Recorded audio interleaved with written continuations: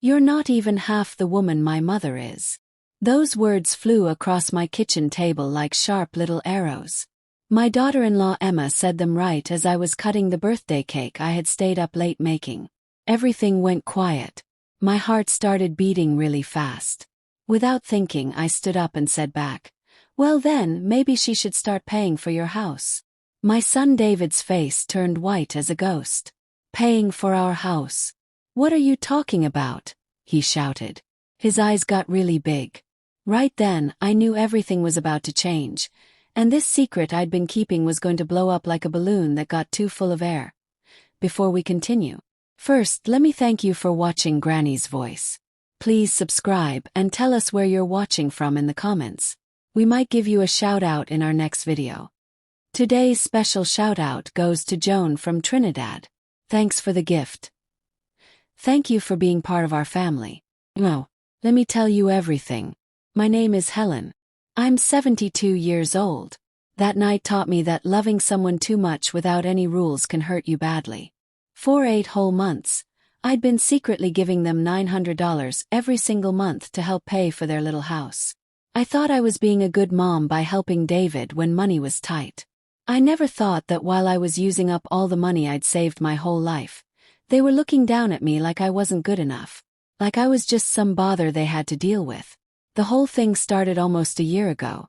David showed up at my door with tears running down his face. He told me he'd gotten fired from his job and they had no money to keep their house. "Mom, just for a little while until things get better," he said with his voice all shaky and sad. Like any mom who loves her child, I didn't even stop to think. I grabbed the money I'd been saving bit by bit for years from my job fixing clothes, and I started paying their house payments without Emma knowing anything about it. "Can we keep it a secret?" David had asked me. "I don't want Emma to feel bad about needing your help." I was so silly to believe him. I thought he was trying to protect Emma's feelings, but really he was just protecting himself. He wanted to look like he could take care of his family. While I was counting every penny to help them, they were living like nothing was wrong. Going to fancy restaurants, buying new clothes, talking about trips I knew they couldn't pay for. It made me feel confused and sad inside. The dinner party that night was supposed to be really special. I'd worked all day long making David's favorite meal, fried chicken with gravy, mashed potatoes with butter, and that chocolate cake with sprinkles he'd loved since he was a tiny boy. My table looked so pretty with the nice glasses my grandmother gave me, and the shiny forks and spoons I only used for important days. Emma came wearing a sparkly blue dress and shoes that probably cost more than all my groceries for a whole month. From the second they walked through my door, something felt weird and wrong. Emma kept smiling, that fake smile I knew really well, the one she used when she was planning to say something mean. David looked all nervous, not looking at me, playing with his phone all the time. While we ate dinner, nobody felt comfortable. Emma said something bad about everything. The food wasn't hot enough, my house looked old, even the nice smell I'd sprayed in the living room was wrong. "Helen, don't you think you should make this place look newer?" she said in that voice that made me feel small. "My mother's house looks so much better. She has all that modern furniture that's popular now." I smiled, but my mouth felt tight and my stomach felt sick. I'd lived in this house for 35 years. Every single thing in it had a story. Every corner reminded me of my life. When it was time for cake, I thought maybe now we could have fun and be happy. I'd made that chocolate cake with so much love, remembering how David used to eat 3 pieces when he was little and tell me I was the best baker in the whole wide world. But instead of being thankful, Emma said those terrible words that felt like getting punched in the stomach. "You're not even half the woman my mother is." I froze completely still, holding the cake knife in the air, feeling like I might cry. Emma looked at me with this mean smile, like she'd been waiting all night to hurt my feelings. David put his head down, not even looking at me, and right then I understood. He already knew she was going to say this. He'd probably helped her plan it. "What did you say?" I asked, even though I heard her perfectly fine. Emma sat back in her chair acting all fancy, like my house belonged to her instead of me. She said those awful words again, but slower and meaner this time. "You heard what I said, Helen. My mother is a successful, smart woman who built her own company. She never needed anybody's help. She has her business, her beach house, her trips to France and Italy. Well, you just know how to cook food and sew clothes. Each word felt like someone was hitting me with a hammer. I thought about all those years I worked from when the sun came up until late at night, sewing fancy dresses for parties, fixing suits for weddings, making pretty tablecloths for other people while I never had money for my own nice things. I remembered all the nights I didn't sleep when David was little and had a fever. How I sold my pretty necklace and ring to pay for his college school. How I worked extra shifts so he could have everything he needed and wanted. "Emma, stop it," David said quietly, but not strong enough to really protect me. Those two little words were worse than if he'd said nothing at all. They proved that he agreed with his wife, that he'd helped her plan to be mean to me. My son, the same little boy who used to tell me I was his hero, was now letting someone treat me like a servant in my own house. "No, David, I'm going to finish talking." Emma kept going with that high voice she used when she wanted to sound important. "Your mother needs to know the truth. My mother would never let her son live in this poor way. She would have helped us get something way better, not kept us stuck here with her fake niceness." She waved her hand around my dining room where there were so many happy memories on the walls. That's when something inside me broke into pieces. It wasn't just that her words were mean and unfair. It was that someone who'd been living off my kindness without even knowing it was being so ungrateful. For 8 months, I'd been the one paying to keep a roof over their heads. I'd gone without my medicine for my sore hands and knees so they could have a nice place to live. I stood up slowly from my chair, feeling strength rush through my 72-year-old body that I hadn't felt in years. "Okay, Emma," I said with a calm voice that surprised even me. "If your mother is so much better, if she's such a superior woman compared to me, then I think it's time she starts taking care of the things a successful woman should take care of."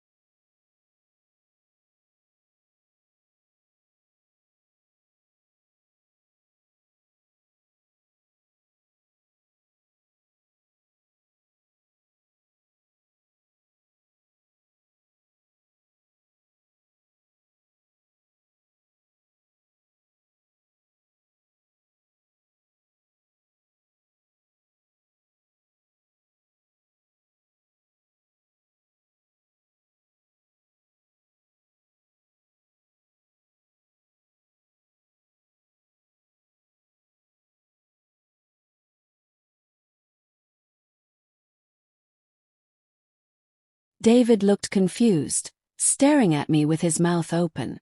But Emma still had that proud smile on her face like she'd won a fight. "Exactly, Helen. I'm so glad you finally understand where you belong in this family." "Oh, I understand my place perfectly," I answered back, feeling my voice get stronger with every word I said. "And my place is not continuing to pay the $900 every month for your house at 122 Oak Street."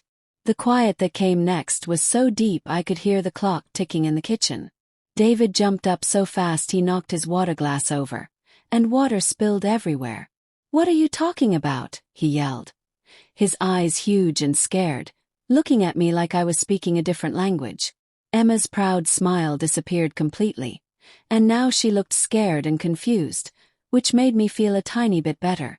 "The house payment I've been sending in faithfully every single month since last January," I continued, enjoying watching them realize what I was saying. $900 that comes out of my bank account on the first day of every month.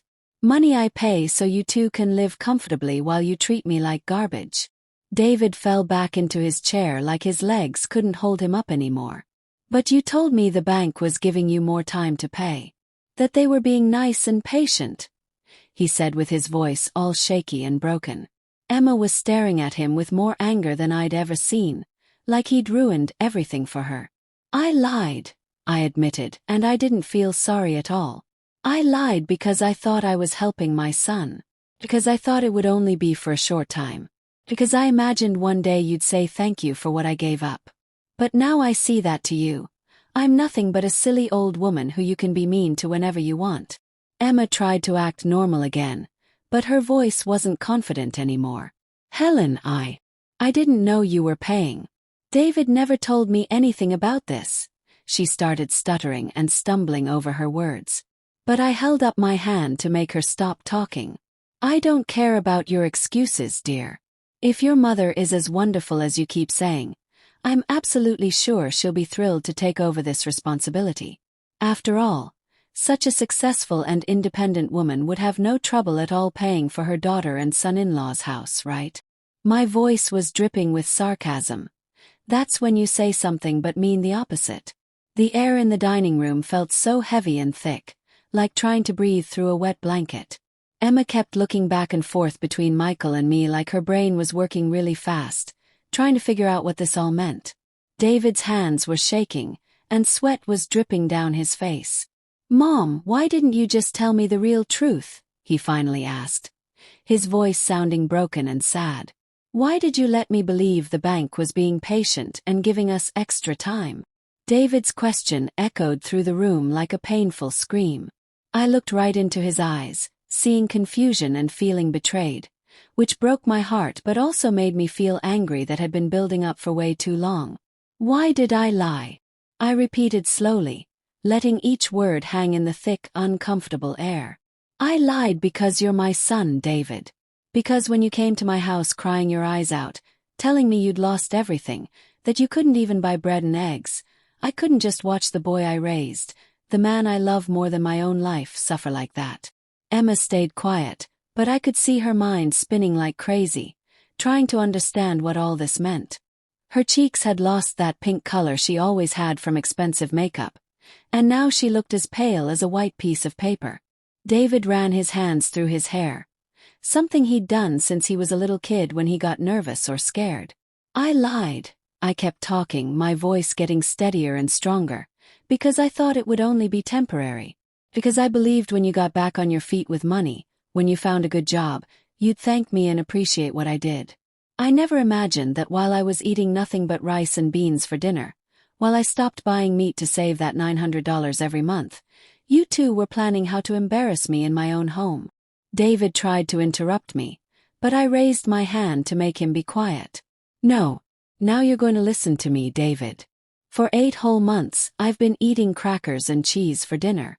I've been wearing the same pair of broken shoes because I didn't have money to buy new ones.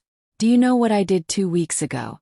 I sold your father's watch, the watch I kept as my most special treasure, so I could pay your house payment and have some food in my refrigerator. Tears started coming to my eyes, but they were tears of anger, not sadness. I sold the only thing I had left of my husband, the man who loved me for 35 years, to support a couple who thinks I'm worthless and not good enough. Emma finally found her voice again, though it sounded small and wobbly now. Helen, I didn't know any of this. David never told me you were paying anything, but I cut her off with a look that could have melted ice. Of course you didn't know, dear, because your husband chose to lie to you too. He wanted you to think he got the money by himself instead of admitting he was depending on his mediocre mother. I said the word mediocre with so much poison that Emma actually flinched like I'd slapped her. David finally exploded with emotion. Mom, I never wanted things to be like this.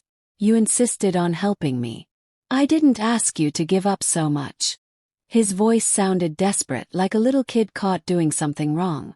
But his words just made me even angrier. I insisted.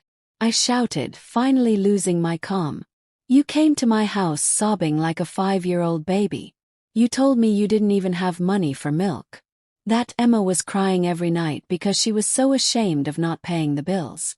What kind of mother would I have been if I'd slammed my door in your face? The silence that followed was horrible and painful. David looked at Emma with blame in his eyes, and she looked back at him the same way. It was clear there were secrets and lies everywhere, that neither of them had been completely honest with each other. You know what hurts the most, David? I continued, feeling tears roll freely down my wrinkled cheeks. It's not the money. It's not the sacrifices I made. It's that for all these months, every time you came to visit me, I saw disgust in your eyes. Emma criticized my house, my food, my clothes, the way I talked, without knowing it was my money paying for her roof over her head. And you just let her do it. You never stood up for me even once. David tried to come closer to me, but I stepped backward away from him. Mom, please, just let me explain everything. There's nothing to explain. I cut him off sharply and firmly.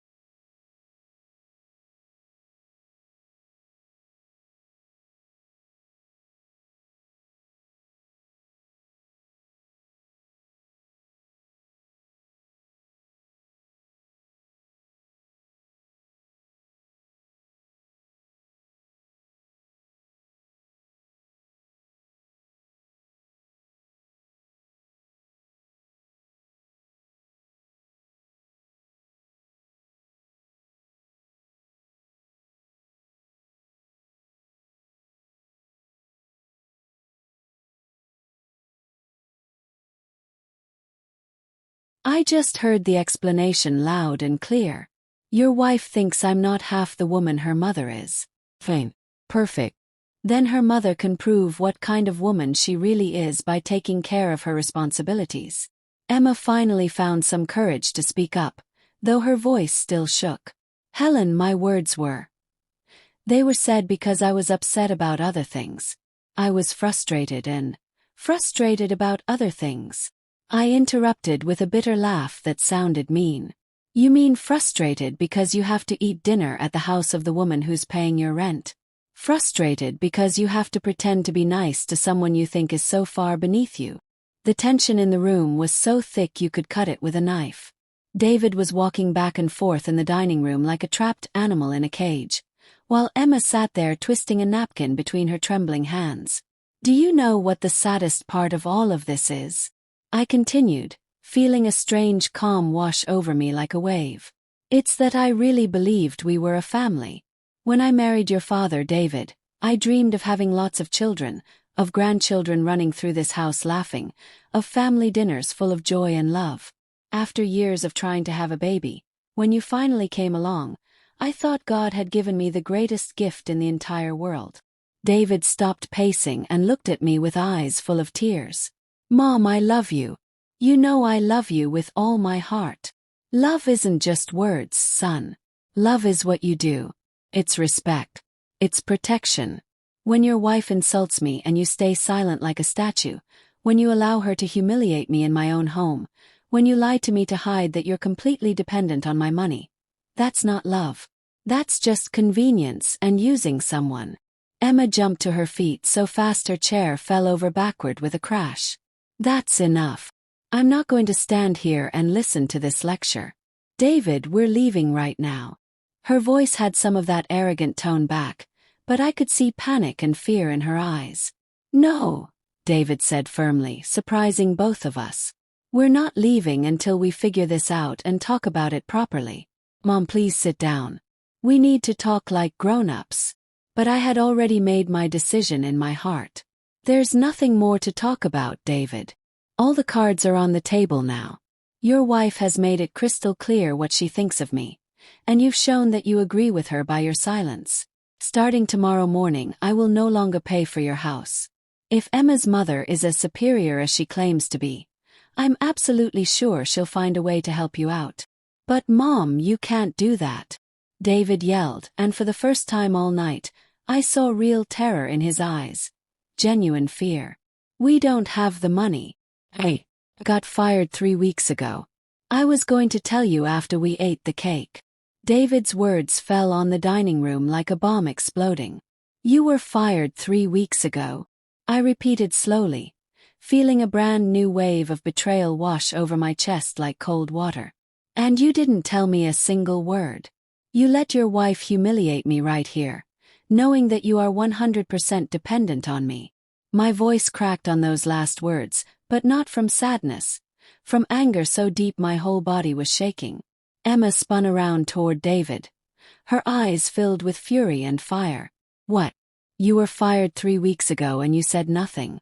I've been spending money like everything was perfectly fine while you... She couldn't finish her sentence. She covered her face with both hands and started sobbing in a way that seemed so fake and dramatic, like an actress in a movie. Emma, please, just let me explain, David started to say, but she cut him off with a choked scream. Don't tell me to calm down. Just yesterday I bought those $200 boots. Last week I booked the spa for my birthday weekend. David, we're completely broke and you let me spend money like an idiot. Her tears had completely ruined her makeup, making black lines run down her face. And now she looked exactly like what she was, a desperate and terrified woman. I watched this crazy scene from my position near the table, feeling a strange mix of satisfaction and pain. For 8 months, I'd been carrying the weight of supporting this couple on my old shoulders, and now they were finally seeing the reality of their situation with their own eyes. David looked defeated and broken, his shoulders slumped down, his face buried in his hands. You know what's most pathetic about all this, David? I said with a calmness that surprised me. Even now, even after discovering you've been lying to me and humiliating me, my first instinct is still to ask if you need help. That's what a mother does, son. That's what unconditional love does. It keeps caring even when it shouldn't.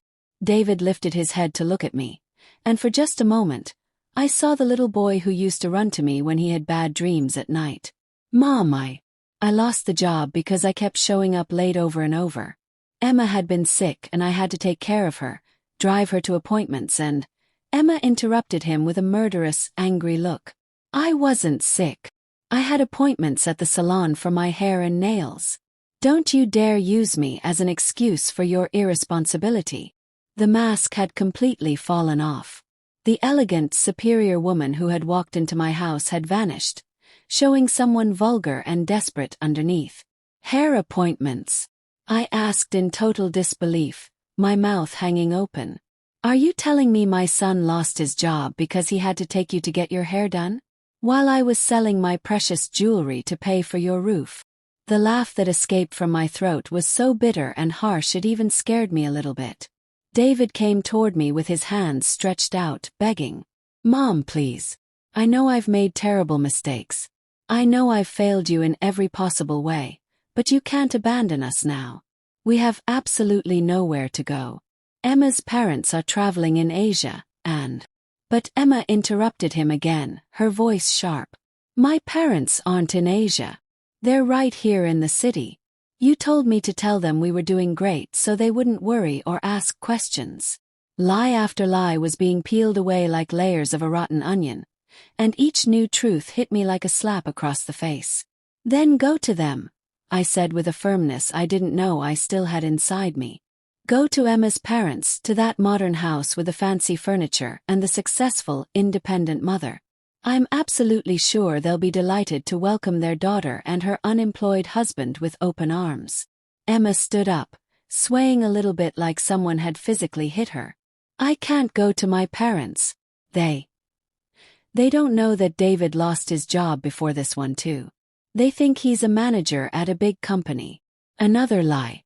My son wasn't just someone who lied sometimes. He was someone who lied all the time, who had built his entire life on a foundation of falsehoods and deception. How many jobs have you lost, David? I asked in a voice so quiet I could barely hear myself.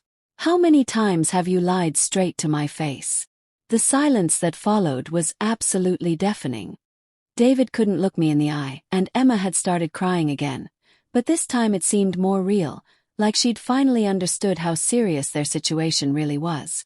4 jobs in the last 3 years, David finally admitted, his voice cracking and breaking.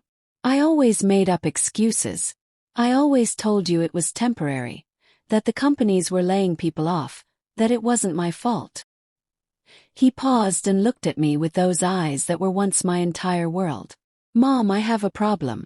I think I have a serious problem that I need help with. For the first time all night, I felt something close to compassion stir in my heart. My son wasn't just a liar. He was someone who needed real professional help. But compassion didn't erase the betrayal. It didn't heal the wounds his words and actions and his wife's cruelty had opened up in my heart. David, I said slowly and carefully, recognizing you have a problem is the very first step toward fixing it. But I can't keep being your safety net, catching you every time you fall. Those words were the absolute last straw. I walked right up to Emma until I was just inches from her face, so close I could see every streak of mascara running down her cheeks. When I spoke, my voice was so low and threatening that she actually took a step backward. Don't you ever tell me what kind of mother I should be. I have been a mother for 35 years. I have sacrificed my youth, my dreams, my opportunities, my money, my health, literally everything for my son. What have you sacrificed? Your salon appointments, your expensive boots, your shopping trips. Emma tried to answer back, but I continued without giving her even a second to speak. Being a mother doesn't mean being a never-ending bank account. Being a mother doesn't mean accepting humiliation and complete disrespect. Being a mother means teaching your children to become responsible, independent, respectful human beings. And in that department, clearly I have failed miserably. David shot to his feet so fast his chair fell over backward with a loud crash. Don't say that. You've been an absolutely wonderful mother. I'm the problem here. I'm the failure, not you. Yes, David, you have failed, I agreed. But I have also failed by letting this pattern continue for so long, by allowing you to become a man who lies to his wife, who lies to his mother, who allows the woman who raised him to be humiliated without saying a single word in her defense. Tears were streaming down my cheeks now, but my voice stayed steady and strong. Emma had started pacing around the dining room like a caged animal looking for an escape. This is an absolute nightmare. This is a complete disaster. Mothers-in-law are supposed to help their daughters-in-law. We're supposed to be a family unit. Family. I interrupted with a bitter laugh that tasted sour in my mouth. When have you ever treated me like family, Emma? When have you shown me even basic respect, let alone affection or consideration? From the very first day you met David, you've treated me like an obstacle in your way, like an annoyance you have to tolerate to keep your husband happy. That's not true at all, she protested weakly, but her voice had no conviction behind it. It's not true, I asked, crossing my arms firmly. Do you remember last Thanksgiving when you said it was better for you to spend the holiday alone because I didn't understand modern family dynamics? Do you remember when I offered to cook for your anniversary and you said you'd prefer something more sophisticated? Do you remember when you told me women my age should wear beige and gray instead of the bright purple dress I love? Each example I listed was like a small knife cutting into the air between us, and I could see David physically flinch with each memory. He had been present for all those moments, had heard every single hurtful comment, and had never once said a word in my defense. Emma, I continued, my voice getting stronger, you never wanted to be part of this family. You wanted this family to disappear completely so you could have David all to yourself, with no interference from his embarrassing old mother. Well, congratulations. It looks like you're going to get exactly what you always wanted. David approached me again. His eyes filled with fresh tears. Mom, please, I'm begging you. Give me a chance to fix this mess I've created. I'll talk to Emma. I'll get professional therapy. I'll find a good job. I just need some time to turn things around. Time, I repeated softly, feeling the weight of that word. Michael, I've given you 35 years of time. I've given you chance after chance after chance after chance. How much more time do you possibly need to become the man you should have been years ago? Emma had stopped her pacing and was now watching us with a calculating expression on her face. I could practically see the wheels turning in her head, trying to find a new angle, a new strategy, A new way to manipulate this situation back in her favor. "Fine," she finally said with a strangely calm voice that didn't match her earlier hysteria. "If that's really what you want, Helen, then perfect. But don't come crying to us when you realize you've lost your only son forever. When you're all alone in this dusty old house, surrounded by your ancient memories, remembering that you had a family and you threw them away because of your stubborn pride."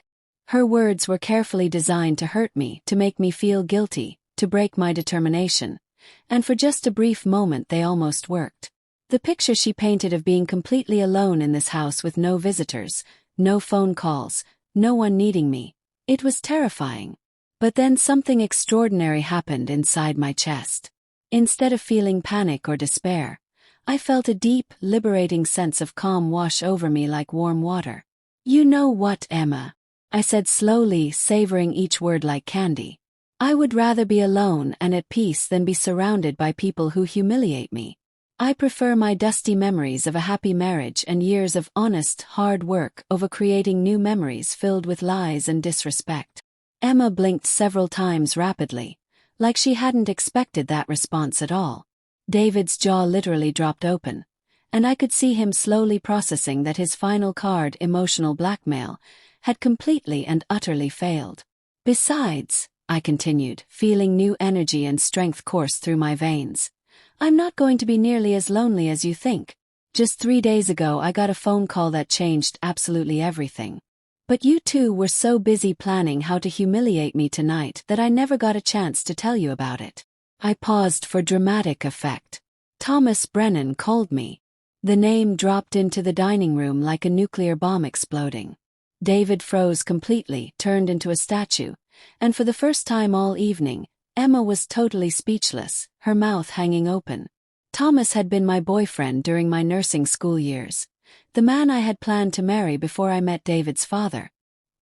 He was an ambitious, intelligent, kind man who had decided to move to Canada to pursue better career opportunities when I chose to stay here and start a family instead. "Thomas Brennan," David mumbled, his voice cracking like thin ice.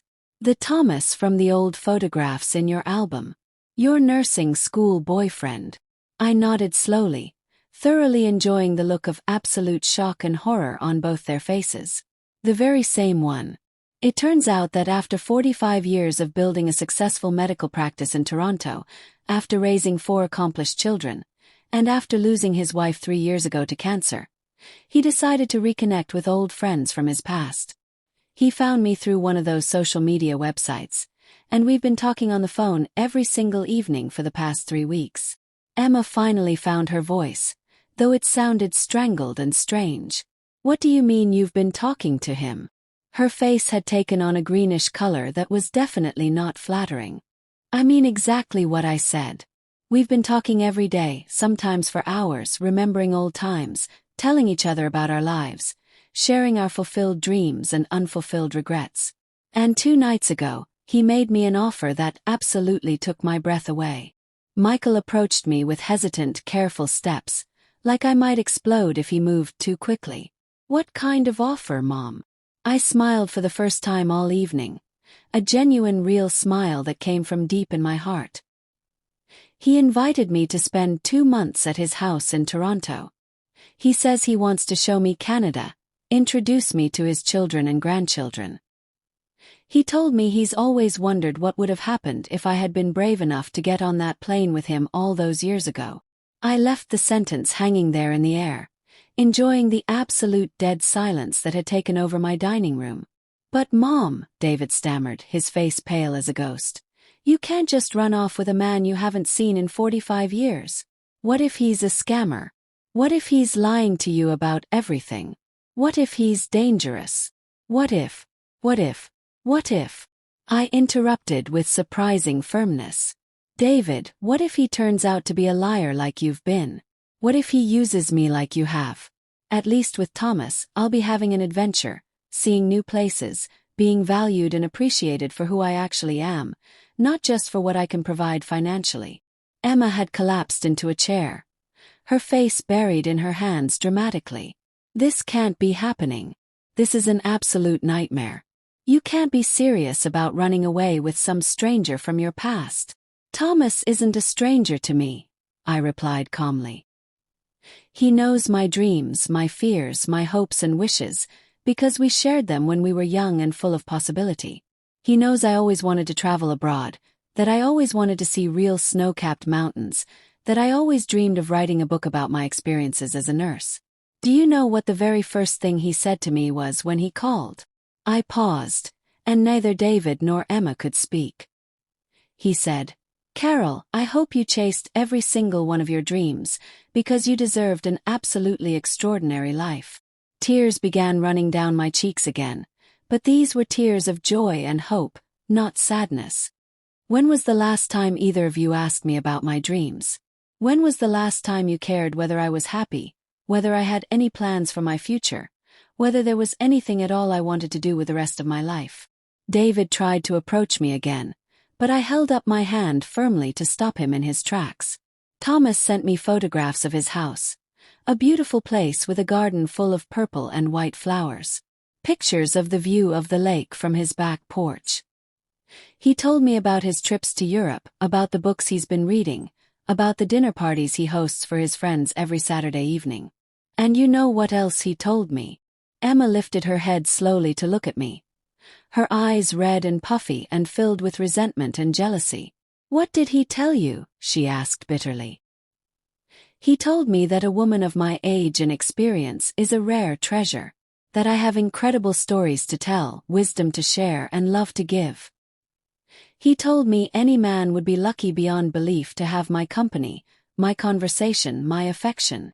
My voice broke slightly as I recalled those beautiful words, which had healed wounds I didn't even know existed inside me. After I hung up that phone call, I sat alone in my kitchen and cried for 2 solid hours. But I wasn't crying from sadness or loneliness. I was crying from pure relief. I cried because someone had finally reminded me that I am so much more than just a mother, more than a provider, more than a free servant. I am a woman with my own worth and value. David had turned absolutely ashen, all the color drained from his face. "Mom, please don't make any rash decisions because of what happened tonight. This Thomas person could just be telling you exactly what you want to hear. Scammers are incredibly skilled at manipulation. Please think about this carefully." "Enough!" I shouted with a force and volume that surprised everyone in the room, including myself. "Enough trying to control every aspect of my life. Enough telling me what I can and cannot do. For 35 years, I have lived entirely for you. I have made every single decision thinking about your well-being, your future, your happiness, your needs. For the very first time in decades, I am going to make a decision thinking about myself and what I want." The silence that followed was absolutely deafening. David had slumped into a chair, his head buried in his hands, sobbing like a small, heartbroken child. Emma was staring at me with a mixture of pure hatred and genuine terror, as if she was looking at a ghost or a monster. "You know what else Thomas told me?" I continued, feeling my confidence and strength grow with every word that came out of my mouth. "He told me he had kept a photograph of me from when we were 22 years old. The one where I'm wearing that yellow sundress with the white flowers that I had sewn by hand. He said that all these years, especially after his wife passed away, he would look at that photograph and wonder if I had been happy, if I had managed to fulfill even a few of my dreams, if I ever thought about him the way he thought about me." David lifted his head, his eyes completely swollen and red from crying so hard. "And what did you tell him, Mom?" I told him the complete truth. That I had experienced moments of real happiness, especially when you were little, when your father was still alive and healthy, when I thought I was building something beautiful and permanent called a family. But I also told him honestly that I had sacrificed so much of myself in that process that I no longer even remembered who Helen was before she became David's mother or Frank's widow. Emma shot to her feet as if someone had stuck her with a pin. "This is absolutely ridiculous and insane. You can't just leave with that man. What will people say? What will the neighbors think? A woman your age chasing romantic adventures like some silly teenager." I looked her directly in the eyes and smiled with a serenity and peace I hadn't felt in many, many years. "Emma, dear, after everything that's happened tonight, What other people think is literally the very last thing I'm worried about. After all, if my own family considers me inferior and mediocre and not good enough, why should I care even a tiny bit about the opinions of complete strangers? David finally found enough strength to speak again. Mom, if you really want to meet Thomas, if you really want to travel and have adventures, we could support that decision. But please don't do it out of spite or revenge. Don't ruin your life just to punish us for being terrible. Ruin my life. I repeated in complete disbelief, my eyes wide. David, don't you understand anything? This isn't a decision made out of spite or revenge. This is a decision of pure survival. For the very first time in decades, someone is offering me a genuine chance to be happy, to be valued as a person, to be loved and appreciated for who I actually am, not for what I can provide or give to others. I walked slowly to my dining room window and looked out at the street where I had lived for so many years, where I had raised my son, where I had buried so many dreams in the backyard garden. Tomorrow morning, I announced clearly, I'm going to call Thomas back and accept his invitation without any hesitation. I'm going to buy a plane ticket to Toronto. I'm going to pack a suitcase with my nicest dresses and that yellow sundress I still have stored away. And I'm going to find out once and for all if it's still possible to be genuinely happy and fulfilled at 72 years old. The weeks that followed that terrible dinner were absolutely the strangest of my entire life. David tried calling me every single day for the first 2 weeks, leaving desperate emotional messages on my answering machine, begging and pleading with me to reconsider my decision, not to go to Canada, to give him another chance to prove himself. Emma, on the other hand, didn't bother trying to contact me even once, which was both painful and strangely liberating at the same time. At least I knew exactly where I stood with her. Nowhere. Thomas and I talked on the phone every single evening, conversations that stretched for hours and hours, just like when we were young and falling in love. He told me fascinating stories about his life in Toronto, about his work as a family doctor, about the community health center he'd helped establish. I told him about my years working as a nurse, then later as a home caregiver, about the patients whose lives I'd touched, about the stories each person had shared with me during their most vulnerable moments. It felt strange and absolutely wonderful to feel interesting again, to feel that someone genuinely valued my experiences and my memories and my thoughts. Helen, he had said during one of our late-night phone calls, his voice warm and gentle, I've thought about you for 45 years. When I married Susan, when my children were born, when I opened my practice, there was always a small part of me that wondered what would have happened if I had been brave enough to convince you to come with me to Canada all those years ago. His words filled me with a warmth I honestly hadn't felt in decades. Thomas, I thought about you many times too, I admitted softly. Especially when things got really difficult, when Frank was sick, when David started having all his problems. I wondered what my life might have been like if I had gotten on that plane with you and chosen adventure over safety.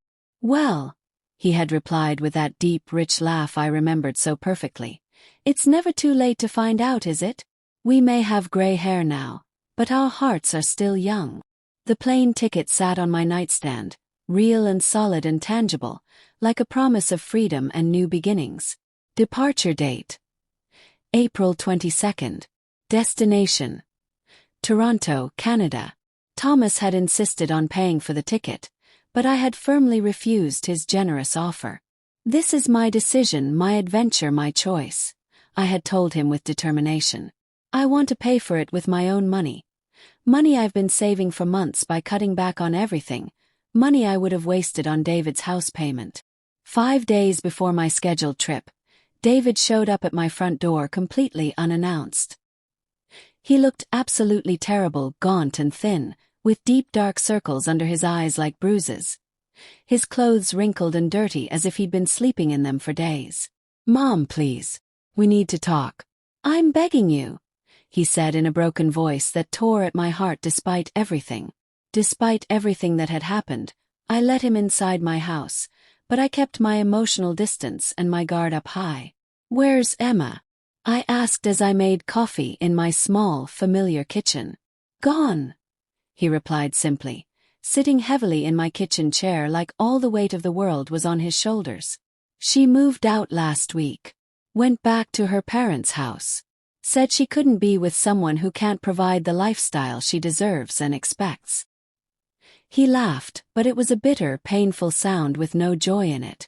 Turns out her superior mother isn't so superior when it comes to actually helping out financially with real problems. They basically told Emma to figure everything out on her own, that they're not going to enable her anymore.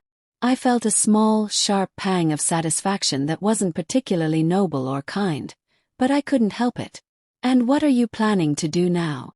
I asked carefully, not wanting to sound too interested or caring. "I've been desperately searching for any job I can find. I've applied absolutely everywhere.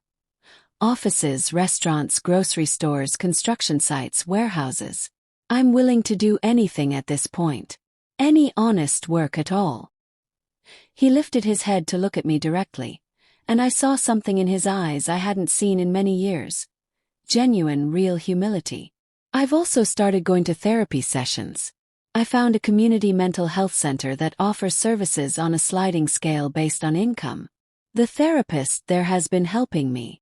"I'm glad to hear that, David," I said, and I genuinely meant it with all my heart. "That's a very important first step toward real change."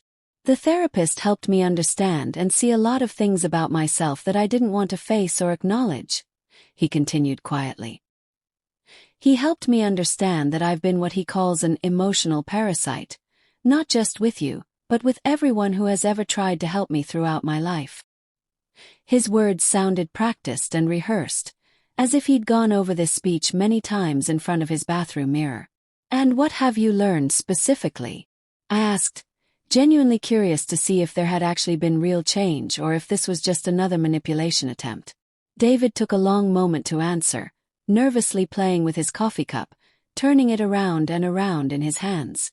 "I've learned that I never learned how to be responsible for myself because you were always there to rescue me from every consequence. It's not your fault," he added quickly when he saw my expression change. "It's entirely mine. But the pattern was set very early in my childhood, and I never ever made any real effort to break it or change it." I nodded slowly, processing his words. "And Emma, what did you learn about your relationship with her?" "That it wasn't genuine love I felt. It was emotional dependency and codependency. I liked that she was demanding and critical because it gave me convenient excuses not to grow up, to remain a helpless child who needed his mother to rescue him from adult responsibilities." He paused and looked me directly in the eyes with more honesty than I'd seen in years. "Mom, I know I don't deserve your forgiveness. I know I've completely destroyed our relationship.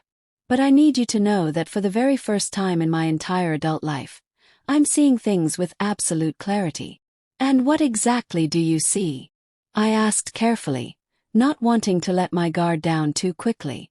"I see a 72-year-old woman who sacrificed her entire life, every dream she ever had, for a son who never once thanked her properly for any of it.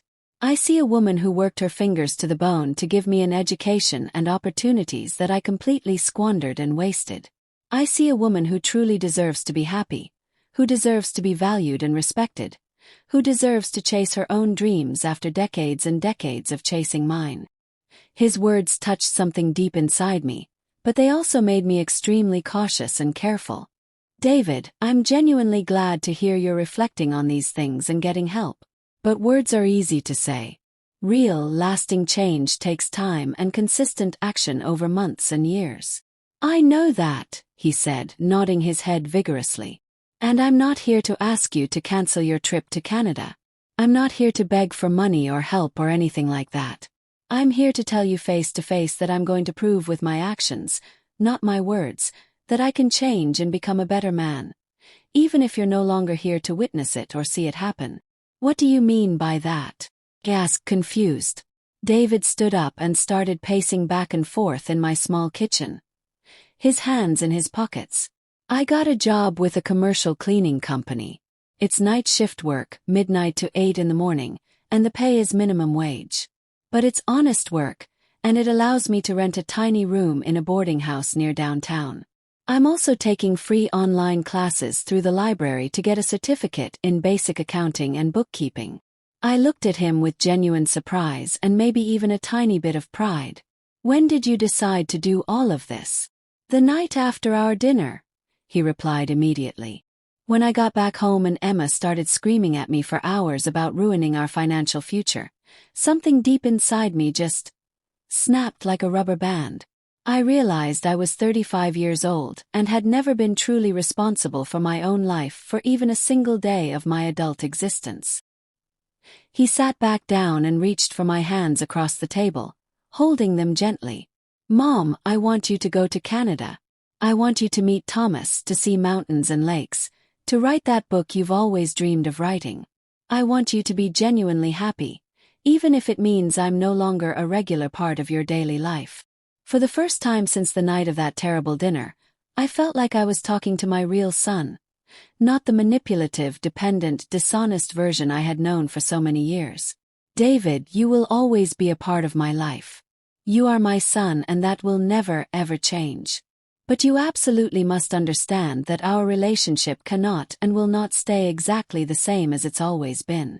I understand completely, he said with firm conviction. And I want you to know that I'm going to work every single day on becoming the kind of son you can be genuinely proud of. Even if it takes years and years, even if by that time it's too late to fully repair our relationship. We sat together in comfortable silence for several long minutes, each lost in our own thoughts and memories.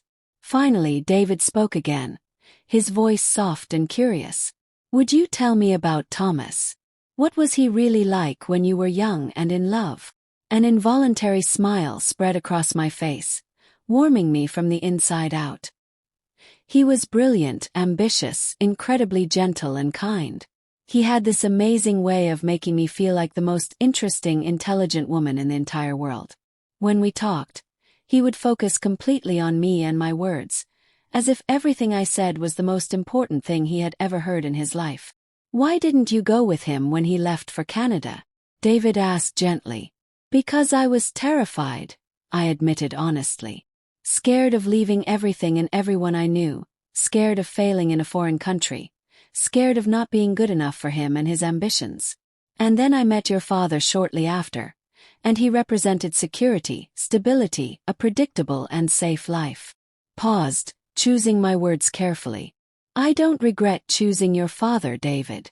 He was a truly good man and we had many beautiful moments together. But now I have this unexpected second chance to find out what my life might have been like if I had been braver back then. David nodded slowly, seeming to really understand for the first time. Do you think Thomas has really thought about you constantly all these years? Or do you think maybe he's just idealizing the past and romanticizing old memories? David's question made me think deeply and carefully.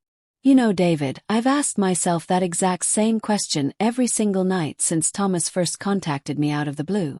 Is what he feels real and genuine? Or are we just two lonely older people idealizing a youthful love that never fully developed? I got up from my chair and walked to the window, looking out at the garden where I had planted roses so many years ago with such hope. But then I realized something important. It honestly doesn't matter. How can it not matter? David asked with genuine confusion and curiosity. It doesn't matter if what we feel is nostalgia, idealization, or true lasting love. What matters most is that for the very first time in decades, I feel truly alive inside. I feel valuable as a human being. I feel like a woman who deserves to be courted, admired, respected, and cherished. I turned around to look at him directly. When was the last time I felt like that, David? When was the last time anyone made me feel special just for being myself, not for what I could do or provide? David lowered his head in shame, unable to meet my eyes. I never made you feel that way, did I? I always just took you completely for granted, like you were this resource that would always be available no matter how badly I treated you or how much I took advantage. Exactly, I agreed quietly. And not just you, David. Your father too, toward the end of our marriage, started seeing me only as the woman who cooked his meals, cleaned the house, and took care of him when he got sick. I stopped being Helen the person and became just Frank's wife, and then David's mother. My own identity completely disappeared. That exact moment my phone rang with perfect timing. It was Thomas calling at precisely the time we had agreed upon, like always. I looked at David, who nodded for me to answer it. "Hello, beautiful." Thomas's warm voice came through the phone, and I immediately felt that now familiar warmth spreading through my entire chest. "How has your day been treating you?" "Interesting and emotional," I replied honestly, smiling despite all the tension.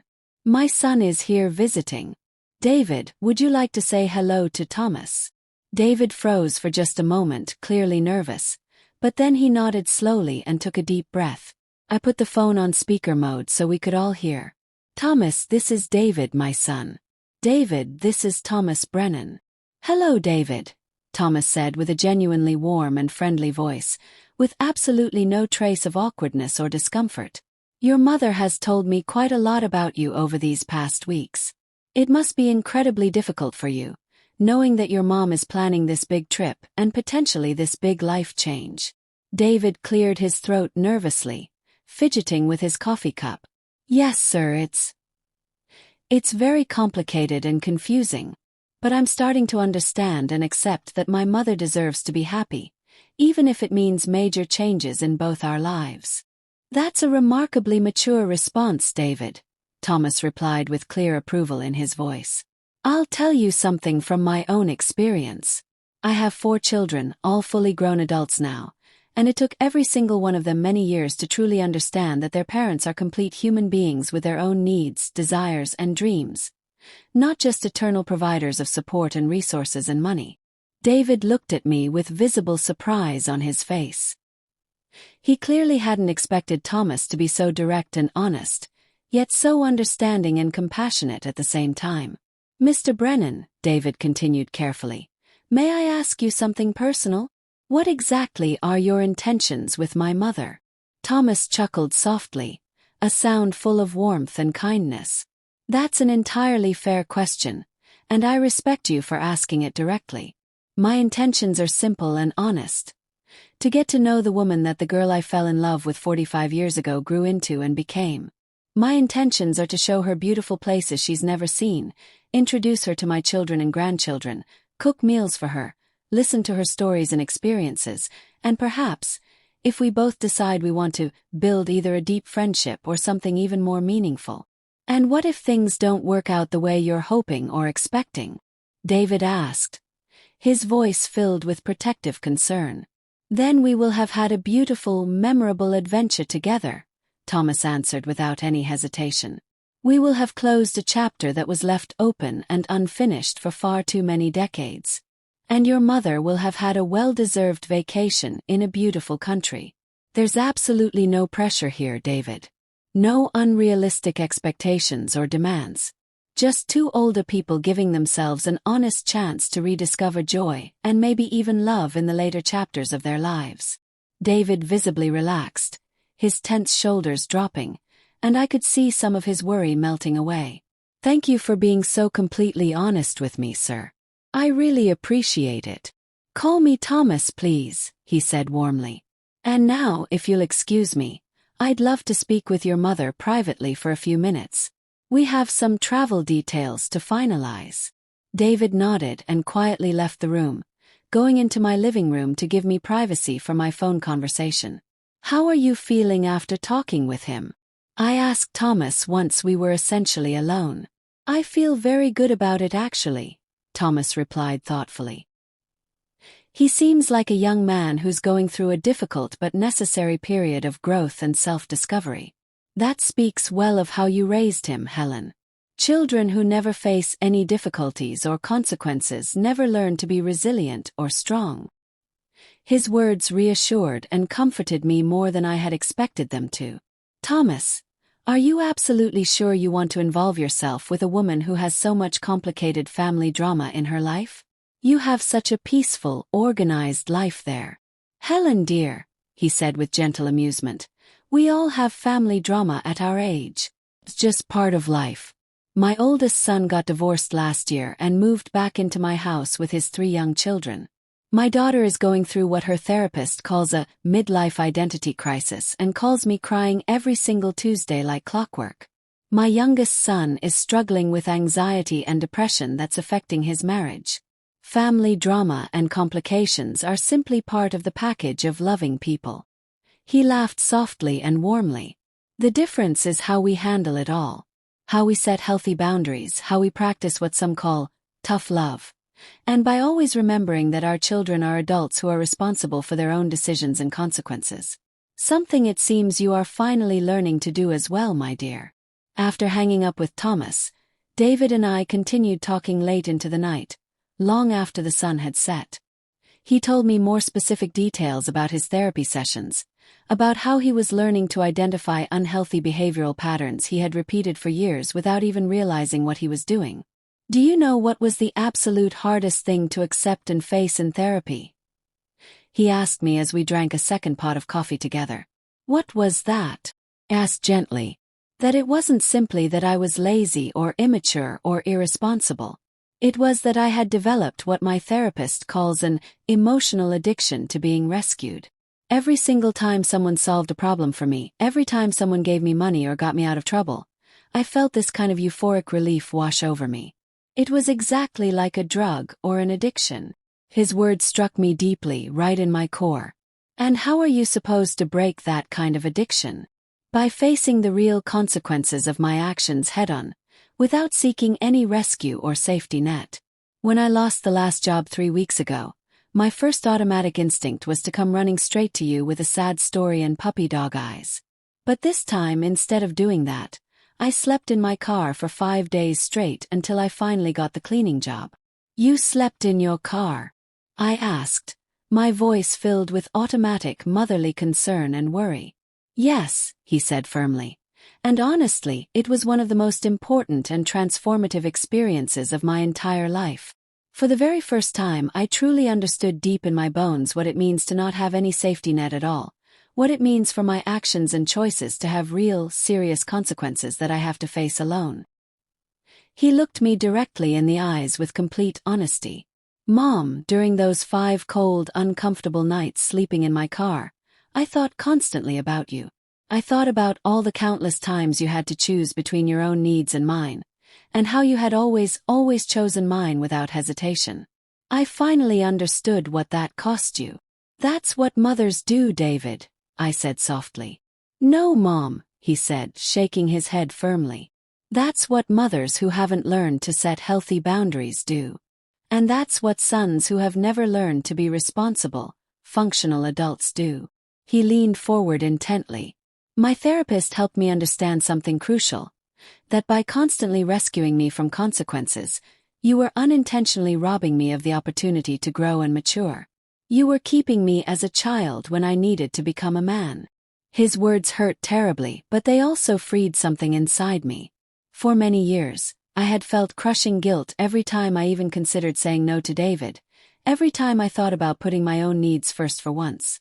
Now I finally understood that my endless generosity had actually been a subtle way of controlling him, of keeping him dependent on me, of keeping him as my little boy forever.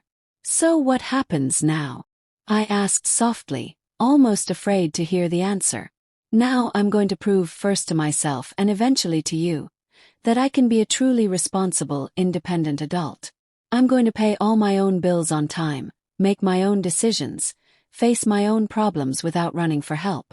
And when you come back from Canada, if you decide to come back at all, I'm going to be a son you can finally be proud of instead of ashamed of. And if I decide to stay in Canada permanently, asked, testing him. David smiled, and for the very first time in many years, I saw genuine joy in his smile instead of manipulation or desperation. Then I'm going to be happy for you, Mom. Truly happy. I'll visit when I can afford the bus ticket. I'll call you every single week without fail. And I'll live my own independent life knowing that my mother is finally living hers the way she deserves. The day of my departure arrived with bright sunshine and a gentle warm breeze that seemed to whisper promises of adventures waiting just around the corner.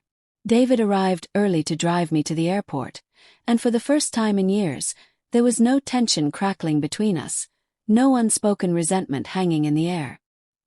He had brought flowers, a small but beautiful bouquet of white daisies, my absolute favorite since I was a little girl, and a sealed envelope.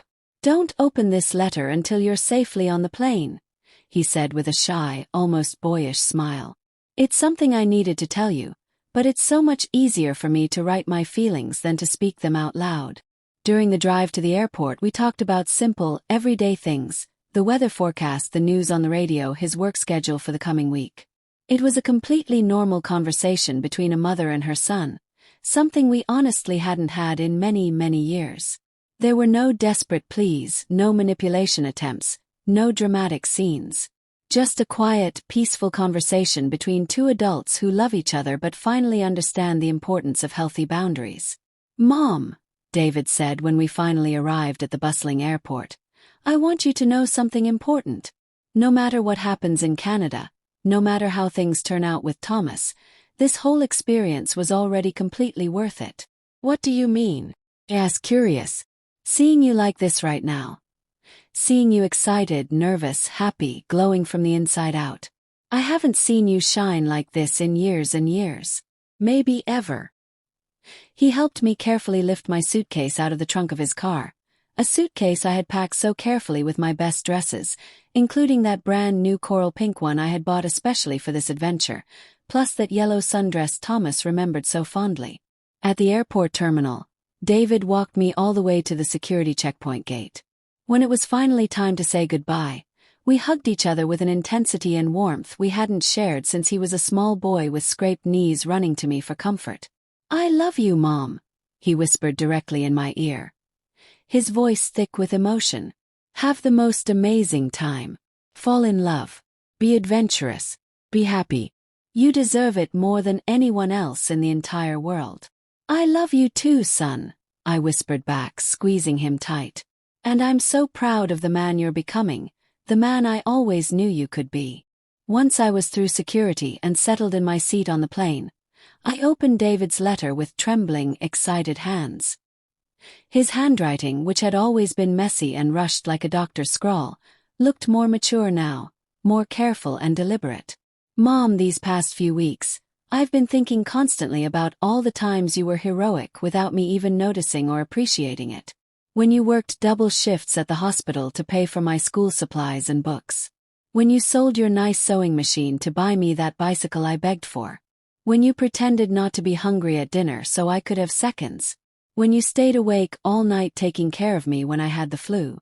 All those countless moments of silent, invisible love that I just took completely for granted like they were owed to me. Now I finally understand something crucial. Being a mother doesn't mean sacrificing yourself until you literally disappear and cease to exist as a person. It means loving someone enough to teach them independence and self-reliance. It means being brave enough to let go when the time is right, even when it breaks your heart. Thank you for finally loving me enough to let me grow up and become a real man. Fly high, Mom, literally and figuratively. With all my love and deepest respect, David. P.S. Thomas is the luckiest man alive to be spending time with the most extraordinary woman in the entire world. Tears streamed freely down my cheeks as I carefully folded the letter and tucked it safely in my purse where I could read it again whenever I needed strength. Through the small airplane window, I could see puffy white clouds stretching out infinitely in every direction, and for the very first time in decades, I felt like my future was just as infinite and full of possibility. Thomas was waiting for me at the Toronto airport with a huge bouquet of yellow roses, dozens of them, and a smile I recognized immediately, even though it had more wrinkles around the edges and his hair was completely silver white now instead of the dark brown I remembered. When he spotted me in the crowd, his entire face lit up with pure joy. "Helen," he said as we embraced right there in the middle of the busy airport, "you're even more beautiful than I remembered, and I remembered you as absolutely stunning." The days and weeks that followed felt like living inside a wonderful dream I never wanted to wake up from. Thomas took me to see the most breathtaking places. Crystal clear lakes surrounded by mountains, forests full of trees taller than buildings, charming little towns with colorful houses. He introduced me to his 4 children and 7 grandchildren, who all welcomed me with such genuine warmth and kindness that it moved me to happy tears. His youngest daughter, Rachel, told me privately over coffee one morning, "Dad hasn't smiled or laughed like this since Mom passed away 3 years ago. Thank you so much for bringing real joy back into his life." It's like watching him become young again. Thomas cooked elaborate, delicious meals for me every single evening, dishes I'd never even heard of before. We ate them on his beautiful deck while watching the most spectacular sunsets paint the sky in oranges and purples and pinks. We talked for hours and hours about absolutely everything. Our lives, our fulfilled dreams and unfulfilled regrets, our deepest fears and wildest hopes. It felt magical, like the 45 years that had passed between us simply vanished into thin air when we were together. Do you know what I love most about being with you? Thomas asked me one perfect evening as we walked hand in hand along a quiet beach, watching the waves. What's that?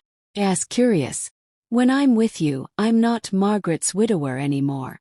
I'm not the worried father of 4 grown children. I'm not the retired doctor.